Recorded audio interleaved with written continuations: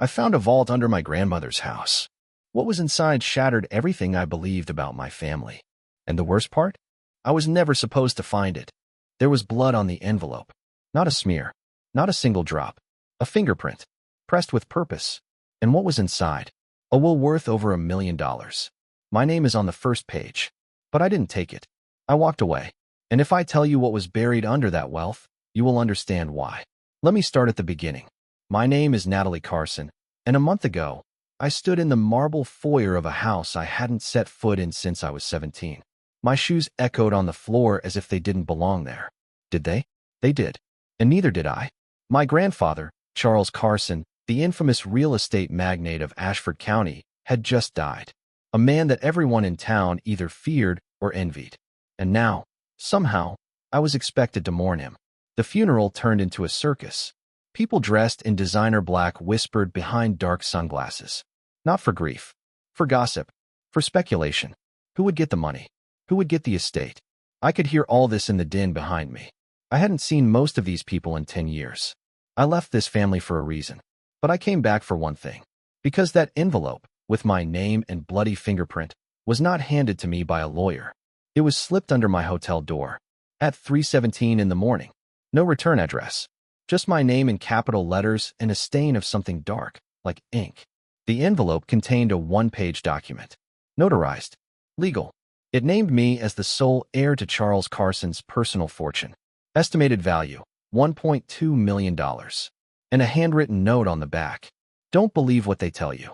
The money is clean. This house is cursed. That's when everything started to unravel. Because what was supposed to be the greatest blessing in my life turned out to be a trap. As a child, Grandpa Carson was a man who believed that everyone owed him something. Money, loyalty, silence. My parents had long ago bent under his pressure. But not me. I left at 17 with a backpack, a college scholarship, and a promise I made to myself, never to return. But the money talked. And the secret? The secret screams. So I stayed. Not for the inheritance. For answers. And the night before the official reading of the will, I found the first of them. In the attic of an old, sprawling mansion, behind a false wall that my grandfather had built with his own hands, I found a locked chest. Not just any chest. A military chest. Brass corners. Reinforced bolts. Sealed with a single green wax seal. And carved on wood. As clearly and thoughtfully as the signature. Open only by blood. What the hell did that mean? I didn't know at the time. But I soon found out. Because this chest was not just a piece of heritage. It was the key to everything my family had been hiding for decades. And what I set free when I opened it. Well, that's when the real death began. Would you turn down $1 million if you knew it could cost you everything? The night after the funeral, I couldn't sleep. Rain rattled the windows like bones in a bag, and every creak of the house made me feel like I wasn't alone. I kept staring at the safe deposit envelope tucked inside my backpack like it was radioactive. Inside, a handwritten letter from my grandfather and a key. Just one. Old, ornate, heavy. Attached was a note that said, "If you're reading this, the others don't know. Don't tell them. Go alone. And remember, this inheritance was never about money. It's about what you choose to carry." At the bottom was an address. A place I'd never heard of. Dyer's Hollow, 3 hours north, buried in the Catskills. No explanation. Just that. The next morning, I didn't tell my mom or Uncle Rick or anyone else. I packed an overnight bag, filled up my tank, and drove. Dyer's Hollow wasn't on Google Maps. It was a name on a weathered sign off an unlit road. No reception. No gas stations. Just trees so thick they swallowed light. When I finally found the driveway, I almost missed it, 2 cracked brick pillars half swallowed by vines. The house beyond, straight out of a fever dream. Black shutters. Peeling white paint. A porch that looked like it could sigh. It shouldn't have been standing, and yet something about it felt waiting. Like it had been holding its breath for me. The key fit. The lock clicked. And my life is split in two. Inside the house, everything was covered in dusty white sheets. Furniture, mirrors, shelves. I wandered from room to room, heart pounding like I was trespassing in someone's memory. In the study, I found a fireproof box labeled Wells Estate, private. Inside were documents. Photos, old family journals, and something I never expected. A deed. Not just to this house, but to acres of land. and a copy of a lease agreement signed decades ago, oil drilling rights. Estimated value, $1.4 million. But there was a problem, a big one. The deed had one condition. Ownership transfers to the next heir only if they do not sell, transfer, or divide the property in any way. Violating this clause voids the inheritance. And stapled to it? A series of newspaper clippings. Accidents, disappearances, lawsuits, all tied to relatives who tried to cash in early.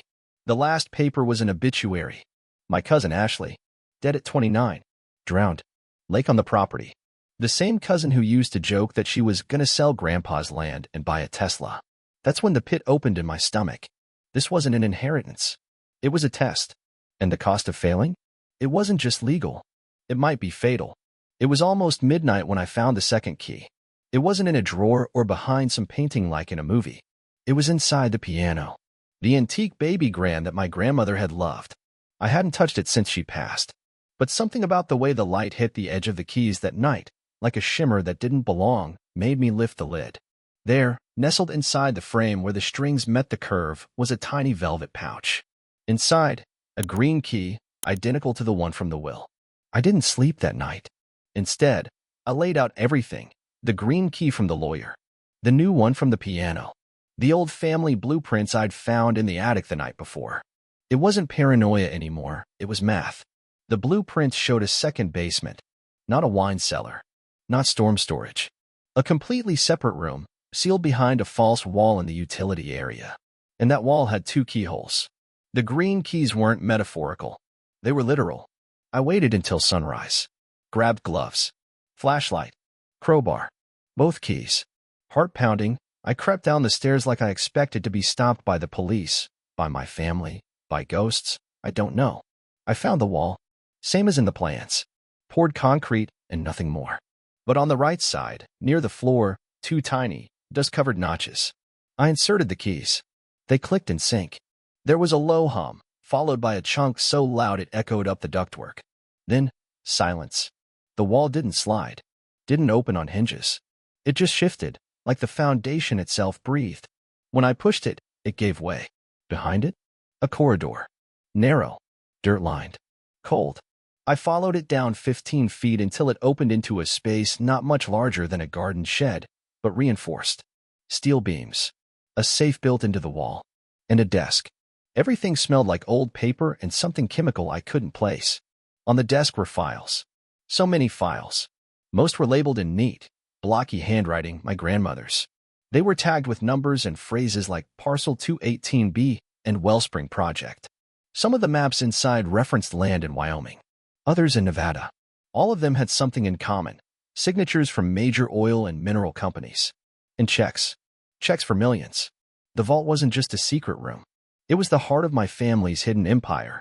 That's when I understood. My grandmother hadn't just left me a house. She left me the key to it all. But here's where it gets messy. Because I wasn't the only one who knew the vault existed. There were signs, small ones, at first. The back gate left unlatched. The envelope I sealed, lying open on the table. The security camera light blinking when I hadn't installed any. Then, one night, I found a letter slipped under the front door. Typed, no return address. It read, "You found it. That means you also found out why they want you gone.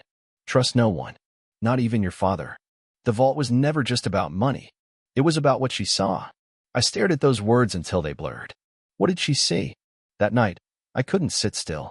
I pulled out the files again, scanned every document for names, dates, and coordinates. I found a photo tucked behind one of the folders, a black and white shot of my grandmother in front of a chain-link fence, holding a clipboard. Behind her, a military vehicle. Government seal. Area redacted. I turned the photo over. One line written in ink that had faded to rust. If anything happens to me, the answers are buried beneath Parcel 218B. I didn't know what Parcel 218B was.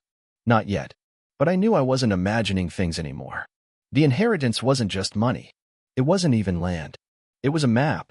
And someone else wanted it buried. Someone close. The next morning, the front window of the house was shattered. And the only thing missing? The green keys. The morning after the break-in, I sat in my car, parked a block away from the house that no longer felt like mine. Every muscle in my body buzzed with adrenaline and confusion. I'd locked every door, set up motion lights, hidden the keys, but they were gone. Someone had been inside while I was sleeping upstairs, and they'd taken only the keys, not the laptop on the desk, not the safe's contents, just those two identical green keys that could open a room no one was supposed to know about, and whoever took them knew exactly what they were for. I called the police, filed a report, gave a sanitized version of events. A break-in, the window smashed, possible missing property.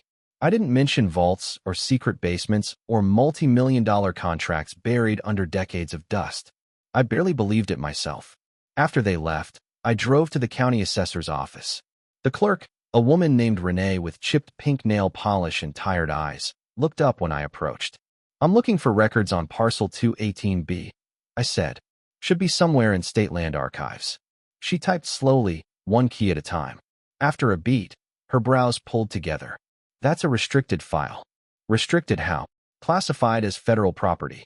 Transferred ownership from a private trust to a shell corporation in 1981. Then seized by the Department of Energy in 1984. The rest sealed." "What was there before that?" She gave a little shrug, but her eyes stayed on me too long. "I really can't say. You'd need federal clearance. Or a very good lawyer." My pulse thundered. Parcel 218B was real, and the government had swept it under the rug 40 years ago. That night, I went back to the house. Every light is on. A crowbar in my hand. I checked the vault. No one had disturbed the rest. The files were still there.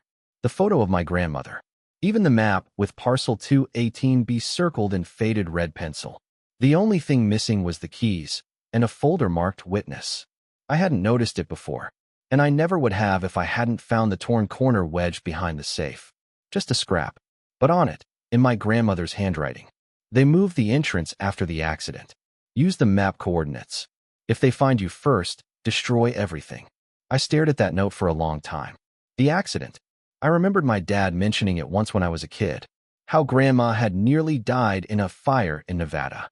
But nobody ever talked about it after. It was treated like a taboo topic, like so much else in our family. I zoomed in on the coordinates in the margin of the map. Middle of nowhere. Wyoming-Nevada border. Miles from the nearest town. A patch of land that had been classified, transferred, wiped clean. But she wanted me to go there.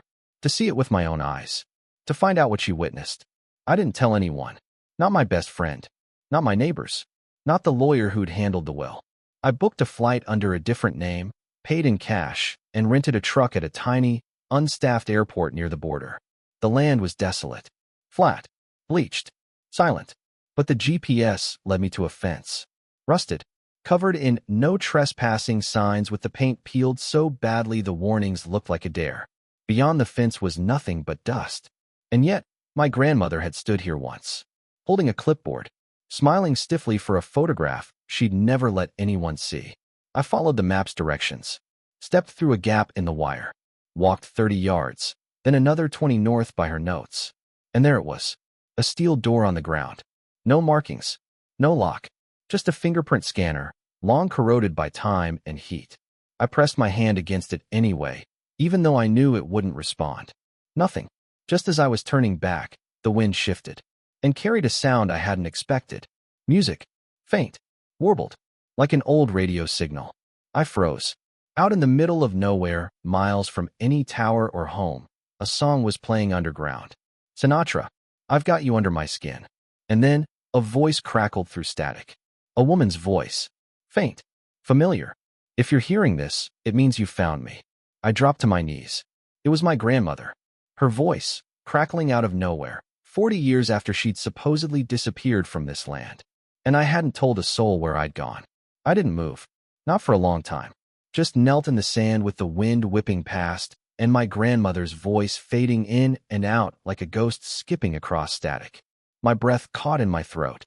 The recording kept playing, like it had been waiting for decades just to be heard. "This is Eleanor Atkins. If you're hearing this, I'm either dead or worse.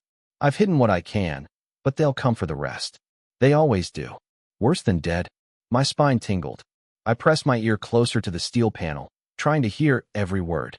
They told us it was energy research, a new kind of reactor. But they lied. God help me, they lied. A click. A sharp inhale. The "Inmo, quiet now," like she'd stepped away from the mic. The project was code-named Winterglass. Parcel 218B was the test site. The machine, it didn't just generate power. It split something, opened something. Another pause.